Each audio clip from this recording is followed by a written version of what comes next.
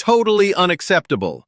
That was Donald Trump's response when he read Iran's counterproposal on Sunday night, May 10th, 2026. Not, "We have concerns." Not, "We need more discussion." Not, "Let's keep talking." Totally unacceptable, in all caps, on Truth Social, at midnight. And buried in the list of things that made it totally unacceptable, after the demand for war reparations, after the demand for immediate sanctions removal, after the demand to link the deal to a Lebanon ceasefire, was the line that stopped American negotiators cold. Iran wants ownership of the Strait of Hormuz. Not just control, not just management, not just a governance role. Ownership. Legal, formal, internationally recognized sovereignty over 21 miles of ocean through which 20% of the world's oil normally flows. The most economically important body of water in the history of modern civilization. Iran wants to own it. And Trump had one word, actually three words, all capitalized, for that demand. Totally unacceptable. Today we are going deep on the single most audacious territorial demand made in any peace negotiation in recent memory. Why Iran made it. What it would mean if America accepted it. Why America never can. And what happens now that the most important negotiation of this war has hit this wall. Welcome back. Let's get into it. Let's be precise about what Iran is demanding, because sovereignty over the Strait of Hormuz sounds dramatic as a headline, but the specific legal content of that demand needs to be understood carefully. Iran's counterproposal, submitted through Pakistani mediators and reported by Iranian state broadcaster IRIB, includes a demand for American recognition of Iranian sovereignty over the Strait of Hormuz. This is part of a broader counterproposal that also includes reparations, sanctions relief, frozen asset release, and an end to all regional fighting, including in Lebanon. The nuclear program, notably, is not addressed in the proposal at all. But the Hormuz sovereignty demand is the one that most directly challenges the foundations of international maritime law. And to understand why, you need to understand what the Strait of Hormuz currently is, legally, and what Iran is asking to change. Under the United Nations Convention on the Law of the Sea, UNCLOS, the Strait of Hormuz is classified as an international strait used for international navigation. This classification carries specific legal consequences. All ships of all nations, regardless of their relationship with the coastal states, have an unqualified right of transit passage through the strait. They can pass through in a continuous and expeditious manner. The coastal states, Iran on one side, Oman on the other, cannot impede this passage. They cannot charge fees for it. They cannot require ships to seek permission before transiting. They cannot exclude ships based on their flag, cargo, or nationality. This is the legal regime that currently governs the Strait of Hormuz. Iran's demand for sovereignty recognition is a demand that this legal regime be changed, at least in the bilateral U.S.-Iran relationship. Iran wants America to sign a document acknowledging that Iran has sovereign authority over the strait, that transiting ships must deal with Iran, that Iran's permission is required for passage, that Iran can charge fees, require registration, set routes, everything that the Persian Gulf Strait Authority has been doing since May 2026, now with American legal acknowledgement. This is not a small ask. This is not a procedural detail. This is a demand that the United States formally, legally, in writing, abandon 80 years of freedom of navigation policy and acknowledge Iranian ownership of the world's most critical oil shipping route. Iran's senior advisor Mohammad Mokhber said it directly. The Strait of Hormuz is as precious as an atomic bomb. Iran has been operating the Persian Gulf Strait Authority since May 7th. Ships are paying Iranian-controlled fees to transit. The sovereignty demand is Iran asking America to make that reality permanent and legal. Before we talk about why America can never accept this demand, let's talk about why Iran made it. Because understanding Iran's logic reveals something important about what is actually happening in these negotiations. Iran's sovereignty demand is not irrational. From Tehran's perspective, it is the logical conclusion of a 67-day strategic discovery. Here is what Iran learned from closing the strait. Before February 28, 2026, Iran's most powerful economic tool was its own oil, which it could export or withhold. America's sanctions had already constrained that tool substantially. Maximum pressure had reduced Iran's oil exports to a trickle, but closing the strait revealed a completely different kind of power. Not the power to withhold Iran's own oil, the power to withhold everyone's oil. The power to affect not just Iran's revenue, but the revenue, the economic stability, and the daily cost of living of every country on Earth that depends on Persian Gulf energy. Brent crude at $104 per barrel after Trump's totally unacceptable post. American gas at $4.52 per gallon. India's prime minister telling 1.4 billion people to stop driving and going abroad. The International Energy Agency calling this the largest supply disruption in the history of the global oil market. All of that, every barrel of expensive oil, every dollar of premium at the pump, every canceled international wedding and every carpooling Indian commuter is leverage that Iran discovered it possesses by controlling 21 miles of ocean. Iran's advisor Mokber said it explicitly, "We have long neglected this weapon. Having discovered it, Iran is not going to relinquish it without receiving something of equivalent strategic value in return."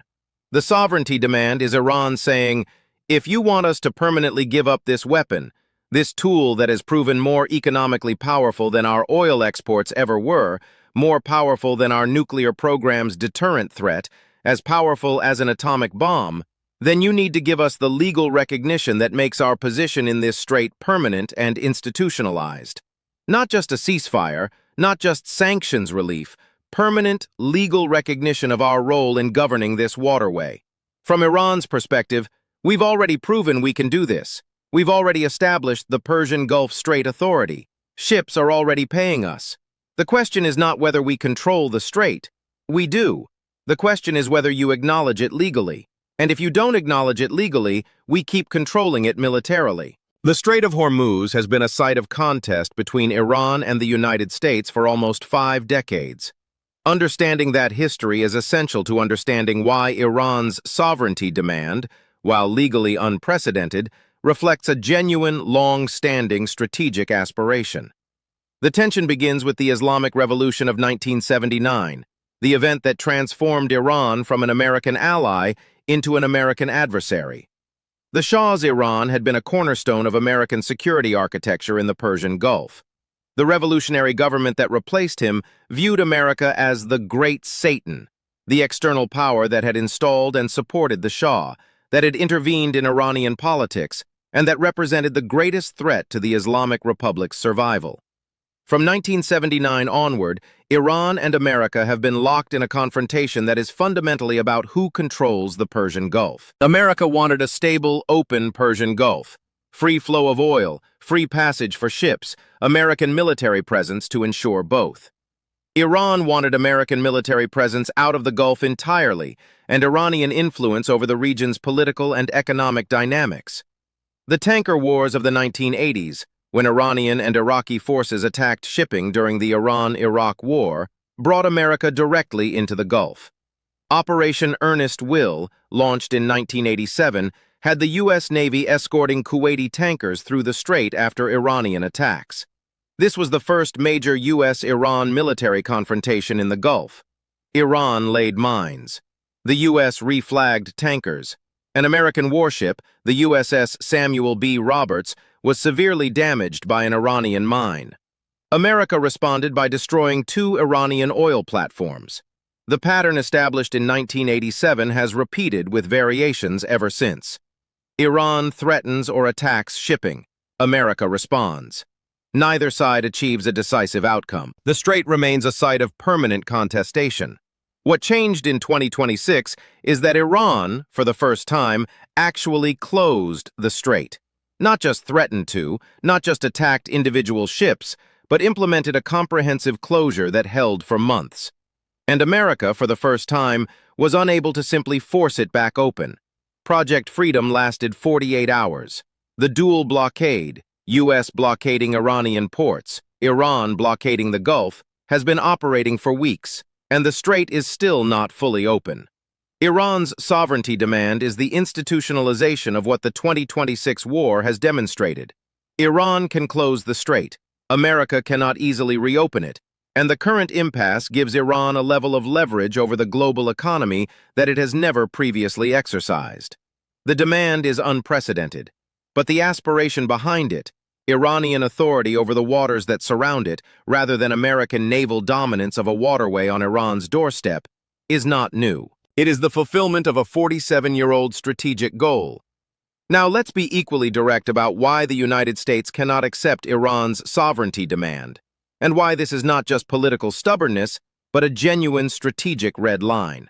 The precedent problem. If America signs a document recognizing Iranian sovereignty over the Strait of Hormuz, it has formally acknowledged that a single nation can legally own and govern an international waterway. China is watching. China has been claiming sovereignty over large portions of the South China Sea, claiming islands, building artificial reefs, establishing military presence, demanding that ships transiting certain areas seek Chinese permission. China's claims have been rejected by international tribunals and condemned by America, Japan, Australia, and Southeast Asian nations. If America grants Iran sovereignty over Hormuz, China immediately has a precedent.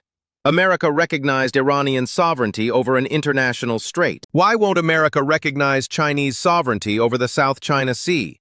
The same logic applies to Russia's claims in the Black Sea, to Turkey's management of the Bosporus, to any country that borders a strategic waterway and wants to assert control over it. American legal recognition of Iranian sovereignty over Hormuz is not just about Iran. It is about the rules that govern every international waterway on Earth. Once the precedent exists, it cannot be uncreated. The military and economic reality.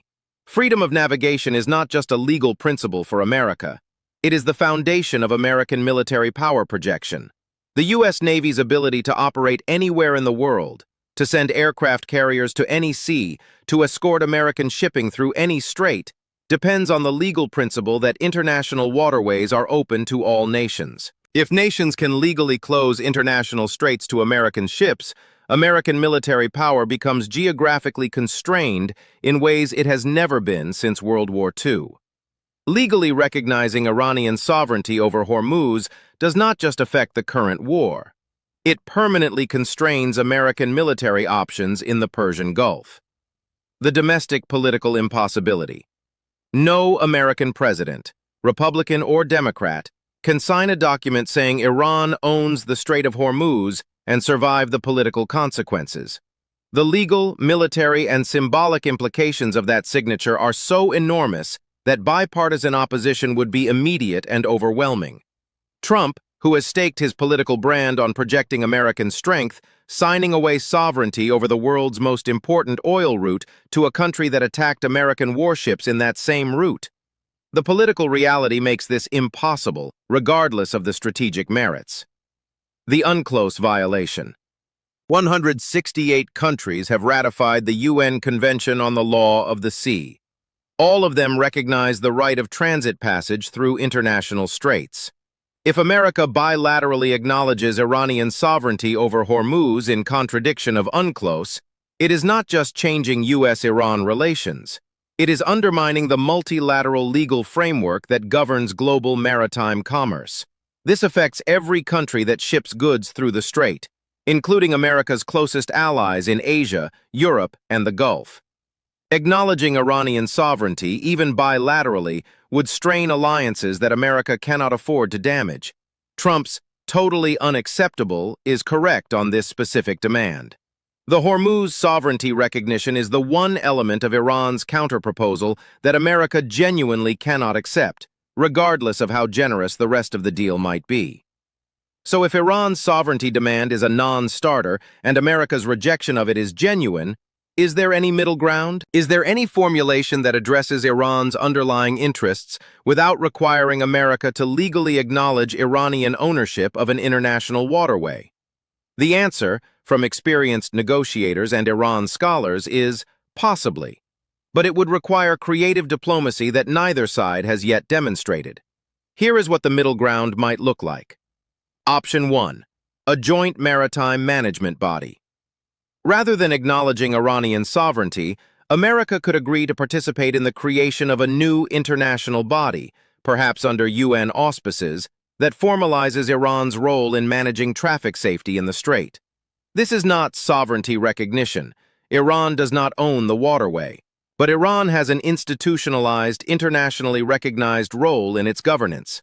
This gives Iran something concrete, a permanent seat at the table of Hormuz management, without requiring America to sign a document that says Iran owns international waters. Option 2. A bilateral transit protocol. America and Iran could negotiate a bilateral agreement, separate from multilateral frameworks, that establishes how American and American allied ships will interact with Iranian maritime authorities when transiting the strait.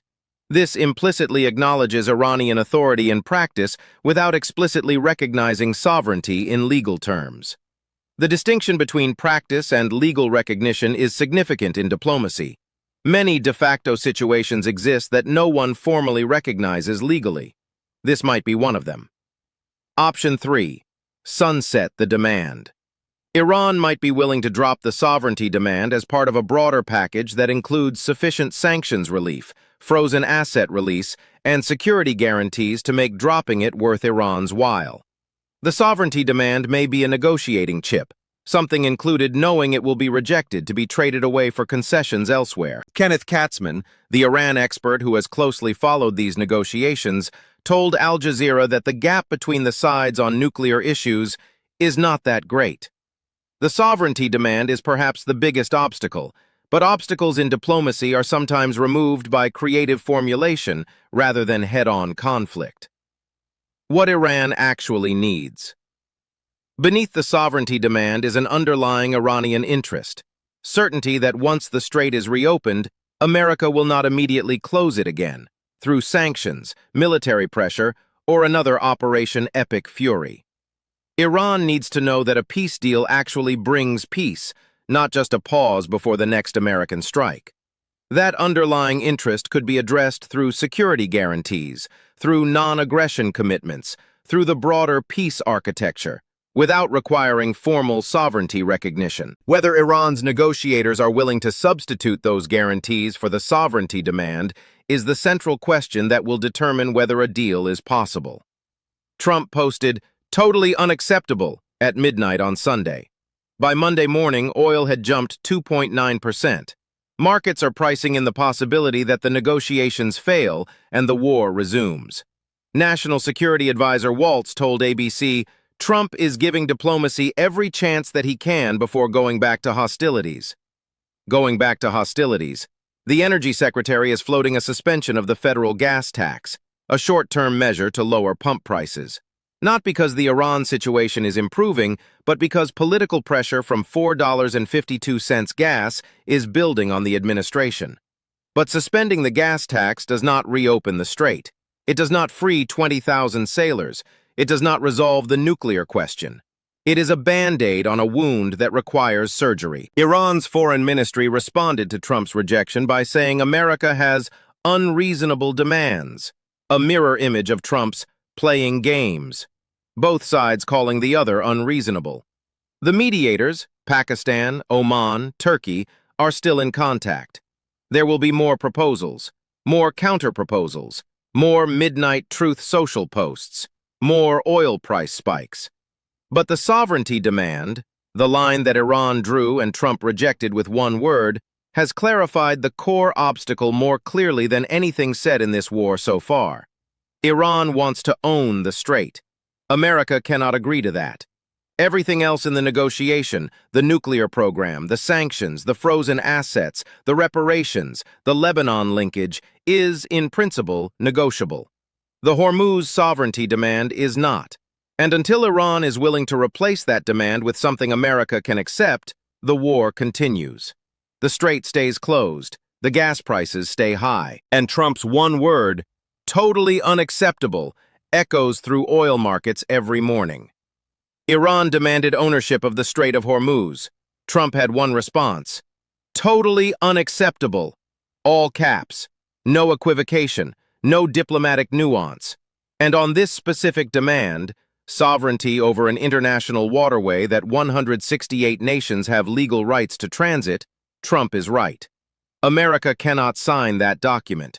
The precedent it sets, the military constraints it creates, the alliance damage it causes, the legal framework it destroys, cannot be signed. Which means Iran has to find something else to offer, something that addresses its real interests, security, permanence, recognition, without requiring America to legally surrender the world's most important oil route. That something is possible. Whether Iran and America will find it is the question. $4.52 per gallon. Oil up 3% this morning. 20,000 sailors still trapped. The clock is running. The meter is ticking. And the strait is still closed. Share this video. Hit like. Subscribe for the next development. Because Iran's response to Trump's rejection is coming. See you there.